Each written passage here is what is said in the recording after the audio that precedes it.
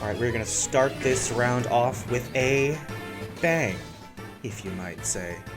So the Zigzagoon goes with Belly Drum, goes ahead, max out its attack, which I wanted nothing to do with because this thing has extreme speed, so I go boom. And goodbye, Zigzagoon. So he goes ahead and sends out Fungus. I sent him my Tentacool. I want to go ahead and knock off this little guy's Eviolite. It does spore me, puts me to sleep, which I am not entirely angry at. Because out of all my Pokemon, I would rather my Tentacool to be asleep as opposed to any of my other team members. I send in my Rufflet. It sets up Trick Room, superpowers my Rufflet, and gets a contrary stat boost. However, I have U-Turn, which is quadruple effective against this janky Inkay. Get the U-turn in to swap in, clean swap in my Porygon. My Porygon is an amazing tank for this fight. Can take a lot of hits, has recover, and pretty good coverage. I have Protect on a good bit of my Pokemon, mainly due to the fact that I knew going into this that Ginyu is using a Trick Room team. So his Mons are going to have very low speed so that they can go first in Trick Room. However, Protect allows me to go ahead and cut into those turns.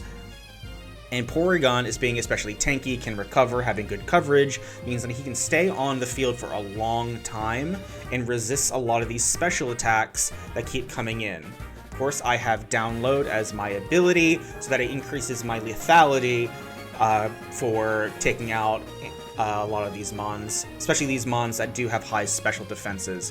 What you're seeing here is pretty much a little bit of a stall. Like I said, that he sets up Trick Room, I set up my Protects, get my Recovers, and slowly but surely whittle away at certain members of his team, including this Spritzee.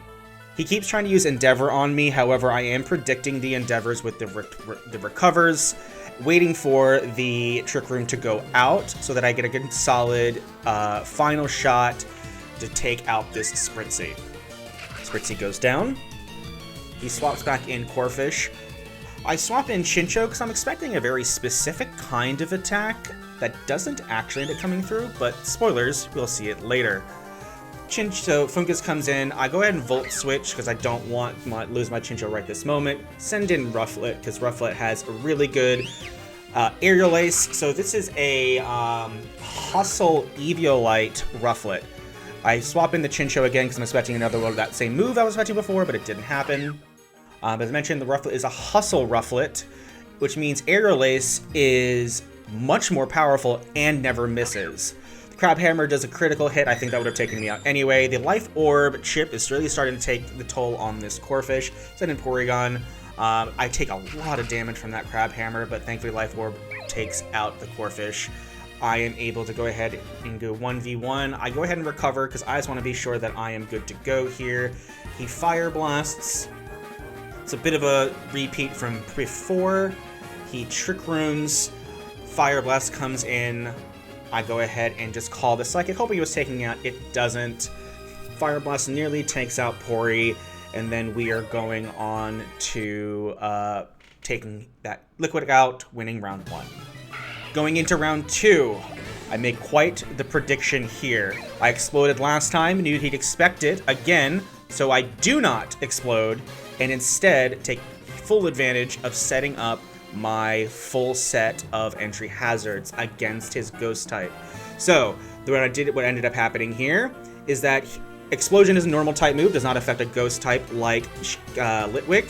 So I read that and able to set up a whole bunch of entry hazards, and you will see that chip damage. I get the double Protect to take this, to tick down this Trick Room, which was extremely lucky. Essentially, my lead Pineapple here did everything in his power and did amazingly. Set 4 hazards, and we'll see on the swaps just how much damage and chip that is going to do to his team. It goes down. I Aerial Ace Meltman, who ends up being a lot tankier than I thought. And so I go ahead and do some more Protect stall here. To try to go ahead and get some extra chip. Tentacle comes in to go ahead and resist those Fire Blasts that he has been spamming.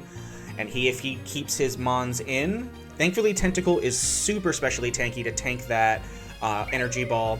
Scald is going to take out the Litwick and just see how this chip damage comes in on those entries on this Inkay. It's pretty crazy. Rufflet comes back in. He knows from last time that if he sticks into the Inkay that I'm going to U-turn and it will be very painful. So he does read that on me. Take this, Spritzy takes a ton of damage. I do U-turn. This Spritzy's already almost at half. I essentially here embedding him. I dare him to go ahead and leave in his Spritzy on my Tentacle, because that Sludge Bomb is going to do a lot of damage, because Tentacles also has very good special attack. He does swap in the Spritzy here. I once assumed he wanted to make sure that he could have an easy switch. The Fungus does has Regenerator, which means it does get a third of its health back upon switching in. He sends out the Zigzagoon against my Archon. Archon is a powerhouse. He goes ahead and uses Extreme Speed to get some chip damage onto the Archon. I head smash, completely destroying the Zigzagoon.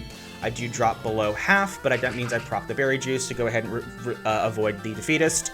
Here it comes. Here's the Corphish. I swap in Chincho.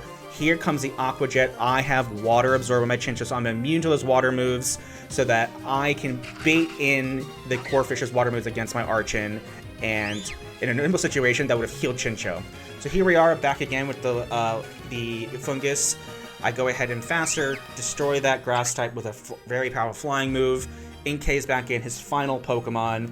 It is all but over with this chip damage. The U-turn misses, because Hustle does have an accuracy drop. Super nearly takes out Rufflet, and then, but this final U-turn comes in, and it goes down, and I win the match. Hey guys, Zeus here. Thanks again for watching. I'll be posting these matches with commentary over the next few weeks, so feel free to comment below with any suggestions, and as always, please like and subscribe. It means more than you realize and is much appreciated. Till next time, good thanks. Bye-bye.